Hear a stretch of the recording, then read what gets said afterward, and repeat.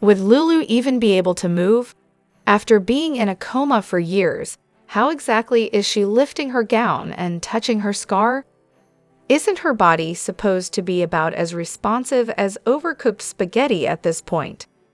Also, shouldn't alarms be blaring at the nurse's station if a coma patient suddenly decided to join the land of the living? At this rate, she'll be running laps around the hospital by Friday. Realistically, she'd need months of grueling physical and occupational therapy to rebuild even a fraction of her muscle mass and coordination. But this is a soap opera, so why not shoot for a marathon by Christmas? Don't get me wrong, I'm thrilled to see her moving, but isn't anyone else concerned about the basics? Like, isn't she thirsty? Doesn't she need her teeth brushed? And what's with playing possum all this time? Apparently, LuLu still has her memories, judging by that quick flashback of Cyrus threatening her before the explosion at the floating rib.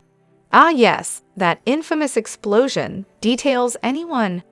Was it aimed at LuLu, or was she just in the wrong place at the wrong time? Either way, she clearly doesn't trust him and sees him as a threat. Smart girl. So now we know why Cyrus has been reading the Bible at her bedside. It wasn't for her spiritual benefit. He's been keeping tabs on her to ensure she stays unconscious. But LuLu isn't fooled. Meanwhile, Laura needs to catch on fast because this is getting very interesting. Hello everyone, welcome back to my channel, Messy Syrup. It's me, Abby, here. I hope everyone is having a wonderful day. Keep watching, so let's dive into today's video. Is Dex out? Say it ain't so. If the powers that be are actually cutting him, that would be such a waste of potential. There's so much untapped backstory to explore, his troubled past, his family, his struggles. And let's be real, he's not exactly hard on the eyes either. Dropping him would be a very foolish move. I've seen the rumors too, but I'm hoping this is just another baseless buzz, like when people were saying Nina or Eva were leaving last year. That didn't pan out, so fingers crossed this doesn't either. Dex isn't just there, he's integral. He's needed on the police force, with Joss, and frankly, in this show's future. Why cut a character with so much story potential when you could develop his past, his abusive family, his battered mother? There's so much to work with. And don't even get me started on how devastating this would be for Joss. She's already been through enough. Can we get some happy moments around here for a change? Ever since Dex stopped working for Sunny and got beaten up by him, it feels like his character's been on a downward spiral. The writers made him look weak for not standing his ground and pressing charges, especially considering Christina still ended up losing the baby. It's been one hit after another for him. And now, if he's written out, what's the plan? Another heartbreak for Joss. She's already lost Oscar. Does she really need to lose Dex too? The only scenario that would make any sense would be if he's killed in the line of duty, but even that's a horrible idea. What we don't need is some contrived cheating storyline. Dex wouldn't do that. But if he's killed off, Joss will be left shattered, much like Maxie, who's had to mourn more than her fair share of loves. I really hope this is all just a rumor. This show has enough devastation. Let's focus on building characters and giving fans something to root for instead of another round of heartbreak. If Sam's will states her children should stay with Dante and Rocco, I'm all for it. The last thing I want is Alexis or the Davis girls raising them. Let's be real, those dynamics are chaotic at best. But I'd also like to see Dante and LuLu remain friends and co-parent Rocco without rekindling anything romantic. Give LuLu someone fresh, like Isaiah, or another new character could bring something fun to the table. Of course, if Emily Scout and Danny's fathers are still alive, Sam's last wishes might not hold much weight. Like it or not, Drew and Jason have a say in what happens to their kids. It'll be interesting to see how this all plays out, though I can't imagine either of them being ideal full-time parents. Dante, as much as I love him, doesn't have legal rights to Sam's kids. That's just how it works. So while I like the idea of him staying with them, reality says otherwise. And let's not forget, Jason and Drew have a track record here. Jason's priority has always been Carly. He's abandoned his own kids more than once to cater to her needs. Remember when Carly got herself in trouble and Jason almost left his family for her, only staying because she turned herself in? Danny deserves stability, and Jason's lifestyle as a mob hitman doesn't exactly scream safe home life. And Drew, please, the man is a congressman now. Do we really think he's stepping up as a hands-on dad? He's too busy smooching Willow and playing house to pay much attention to Scout, let alone take her on full-time. The fact that he once wanted to ship her off to boarding school tells you all you need to know. If he ends up using her as a campaign prop to clean up his image when his extracurricular activities hit the press, it wouldn't surprise me one bit. Politicians, am I right? The idea of Dante and Jason moving into the Q mansion to keep all the kids together, now that could work. Jason might find it easier to maintain a connection with Danny there, and it'd let Dante play a steady role for Scout and Emily while raising Rocco. Drew, meanwhile, can stay in DC and continue pretending Scout doesn't exist. As for LuLu, I wouldn't mind seeing her have a little fun with someone like Cody before she and Dante ever consider getting back together. Let Dante feel some jealousy for a change. Let him see other men noticing how smart, funny, and attractive LuLu is. He chose Sam so he can deal with the grief of that decision, while LuLu gets to enjoy her independence.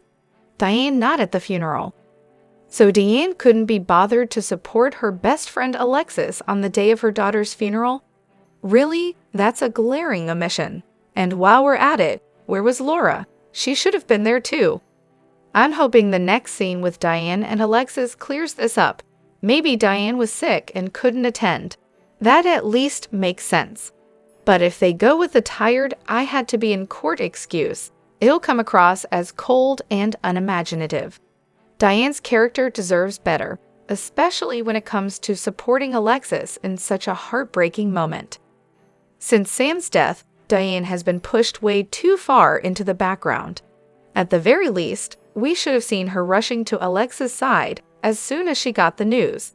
That's what best friends do. Of course, soaps are funny that way. It's not the first time a key character has skipped out on a major event, like a wedding or a funeral, without a solid explanation. Sometimes it's down to production limits. Actors can only appear in so many episodes during a specific time frame. Still, this absence felt especially jarring, given Diane and Alexis's relationship. Here's hoping the writers address it soon. I have to give GH some serious props for their recent casting choices. Rocco and Danny are fantastic.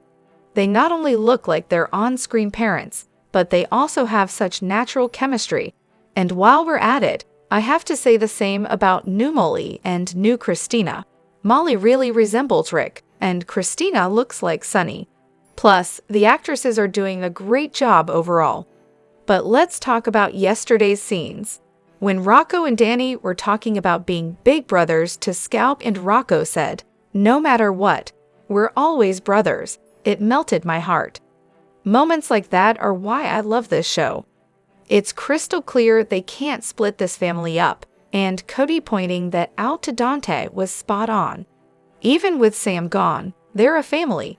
Watching these kids bond has been such a joy, and I'm so glad the writers didn't go the route of making them resentful or hateful toward each other over what's happened.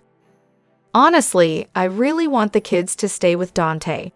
Jason and Drew just aren't ready to be full-time parents.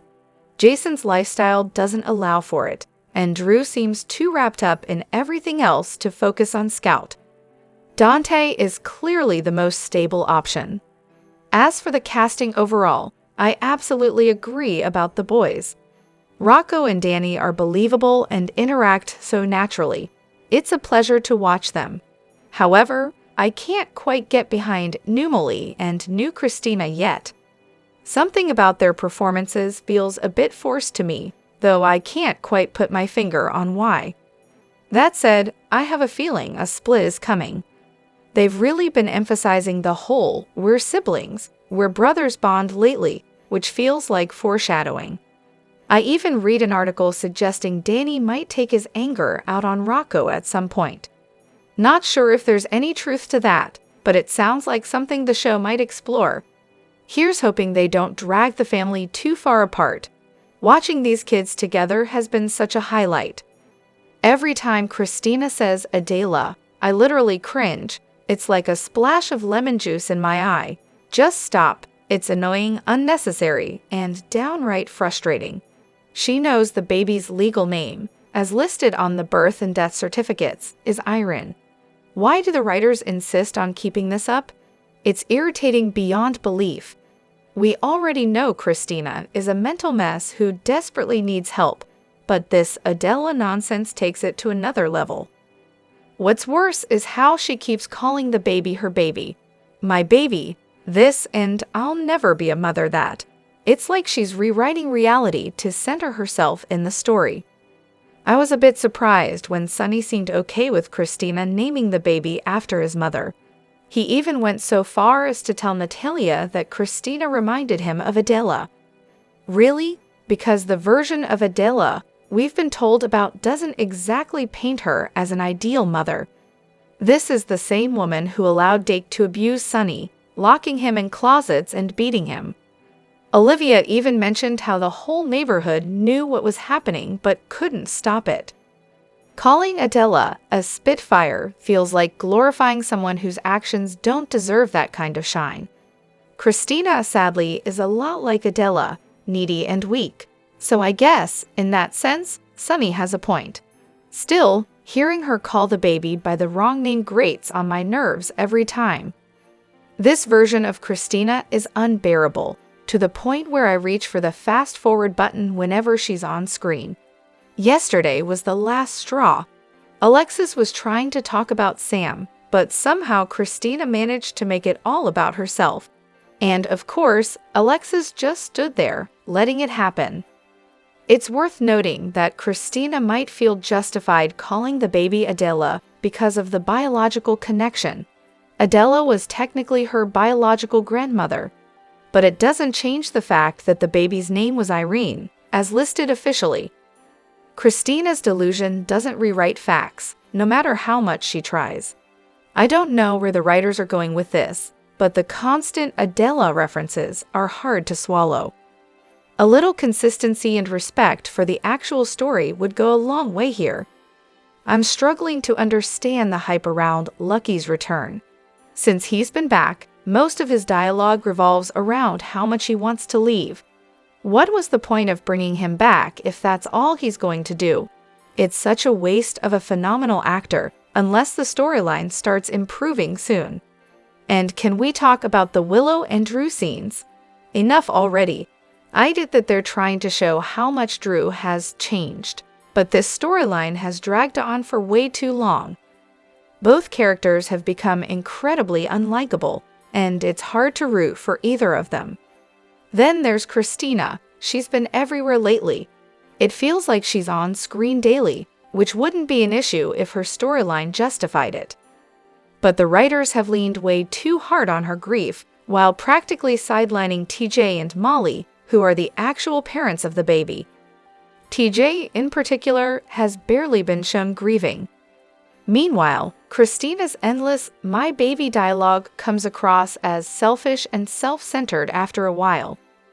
Would it be too much to ask for a scene where Christina acknowledges TJ and Molly's loss? She could show some empathy and admit that the baby is both Adela and Irene. That would go a long way toward making her character more sympathetic.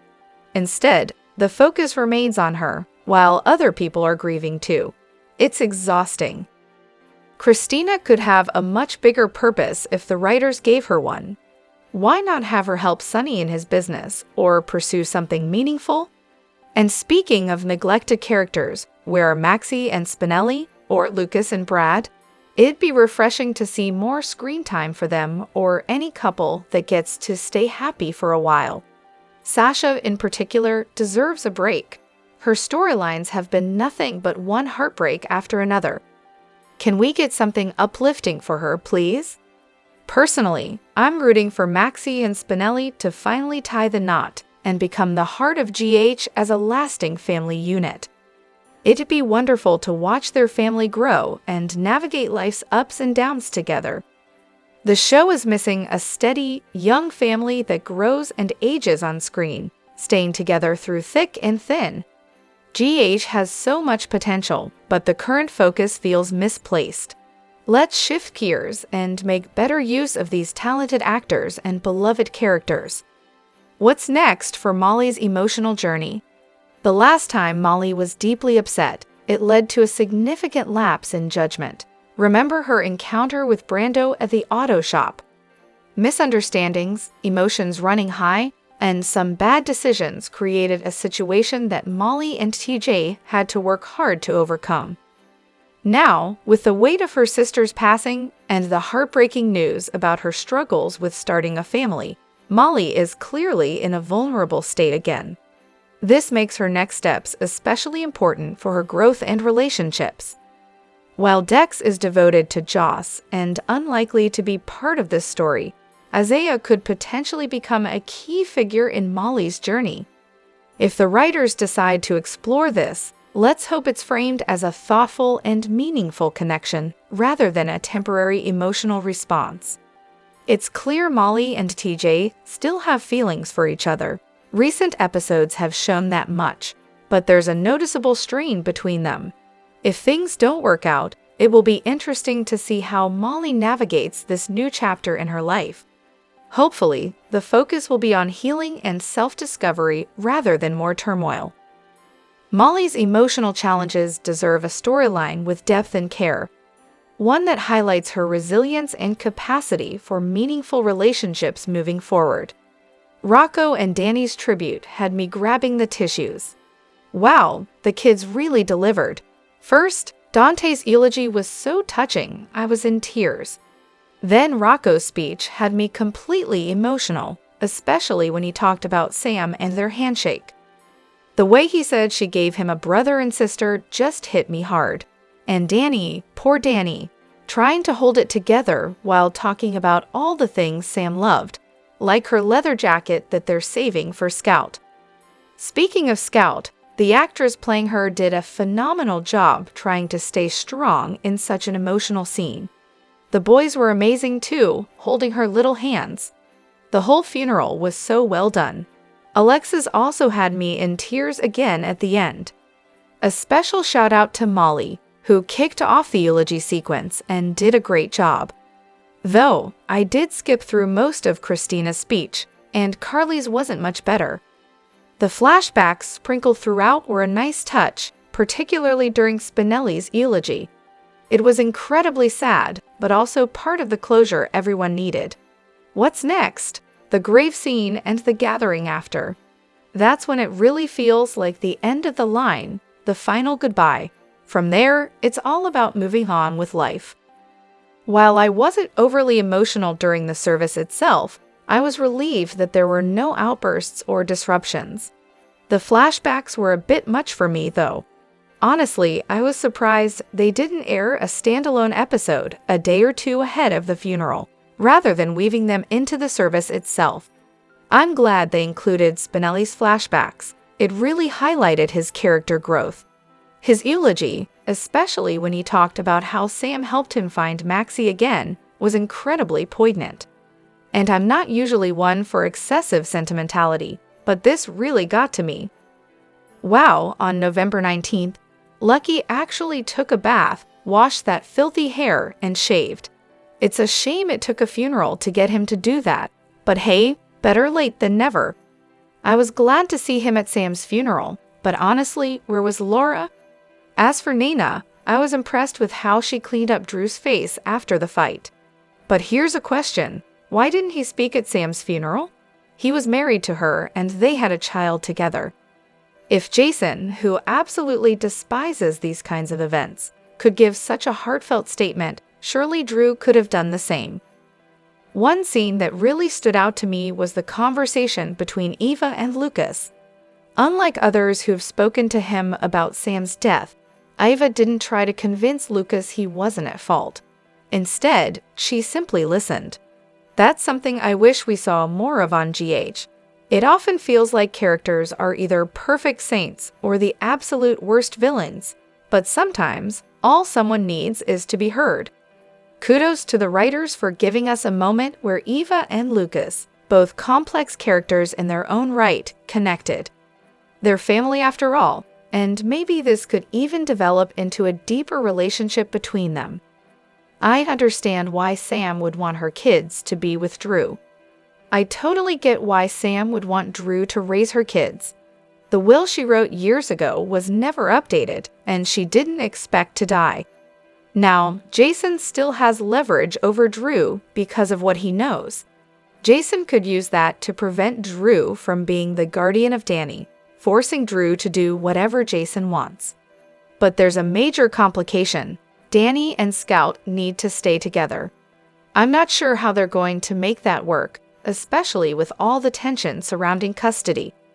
Sam's will. I think Alexis found Sam's old will recently. There was a file on Diane's desk labeled Sam McCall's will a week or so ago, which she quickly hid from Alexis. I'm wondering if Diane has the updated will hidden away. When Alexis found the will, the only thing she seemed concerned with was what Sam had written about the kids, specifically that she wanted Drew to raise Danny and Scout. This is going to stir up some serious conflict over the father's rights, especially with all the drama surrounding Jason. Alexis is definitely going to cause a fight over this, since she's not interested in having Sam's 2 kids raised by Christina or Molly. Molly was with Alexis when they found the will in a storage box, kind of an odd place for it in a lawyer's office. Molly and Alexis had a conversation about how the will was made when Jason was dead, and that Sam never updated it before her surgery. Sam likely didn't feel the need to do so, which is why there's now this mess with custody. Drop your thoughts in the comment section below. Do you agree or disagree? Don't forget to like, subscribe, and hit the notification bell for more updates. Your opinions matter, and I will see you in the next video. Thank you.